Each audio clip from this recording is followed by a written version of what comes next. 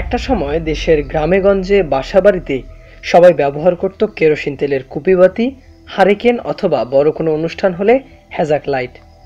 তবে প্রায় ১৬৬ বছর ধরে আলোর উৎস হিসেবে চলে আসা কেরোসিন যুগের অবসান ঘটেছে। ফুরে আসছে কেরোসিনের কদর। আসলেই কি হারিয়ে গেছে কেরোসিনের ব্যবহার? না, পৃথিবীর সবচেয়ে দ্রুতগামী যানবাহন বিমান উঠতে প্রয়োজন হয় এই কেরোসিন। অবাক করার মতো ঘটনা হলেও এটাই সত্যি। আমরা সবাই জানি বিমান চলে জেট ফুয়েলে, কিন্তু এই জেট ফুয়েল আলাদা কোনো জ্বালানি নয়, বরং এটা হচ্ছে জেট A1 কেরোসিন। তবে জ্বালানি হিসেবে বিমানে কেরোসিন ব্যবহার করার পেছনে বেশ কিছু কারণ আছে।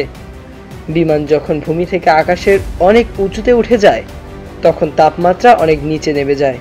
সেখানে কেরোসিন ছাড়া অন্য কোনো জ্বালানি ব্যবহার করলে তা তরল থেকে বরফ হয়ে যাবে, কিন্তু কেরোসিনের তরল থেকে বরফ হতে প্রয়োজন 40 থেকে 48 ডিগ্রি সেলসিয়াস তাপমাত্রার, যা কখনোই ঘটার সম্ভাবনা নেই। এজন্যই জেট A1 কেরোসিন ব্যবহার করা হয় বিমানে। এছাড়াও বিমানের আকাশে ওড়া এবং দ্রুত গতি অর্জনের জন্য ফ্ল্যাশ পয়েন্ট অনেক জরুরি। ফ্ল্যাশ পয়েন্ট হচ্ছে সেই তাপমাত্রা যেখানে দাহ্য কোনো পদার্থ জ্বলে ওঠে এবং বাষ্পে পরিণত হয়। কেরোসিনে ফ্ল্যাশ পয়েন্ট তুলনামূলকভাবে অনেক বেশি, আর কেরোসিনে অকটেনের পরিমাণ বেশি। এটি বিমানের দ্রুত গতি অর্জনে সাহায্য করে। যেসব বিমান খুব দূরে যাতায়াত করে তার অধিকাংশ বিমানই বোয়িং 447 থেকে শুরু হয়, আর এই বিমানগুলো সাধারণত ভূমি থেকে প্রায় 35,000 ফুট উপরে উড্ডয়ন করে থাকে। এসব বিমানে প্রতি 4 সেকেন্ডে 1 লিটার করে তেল খরচ করে। একটা বোয়িং 447 বিমান একেবারে 2,38,604 লিটার তেল নিয়ে যাত্রা করতে পারে।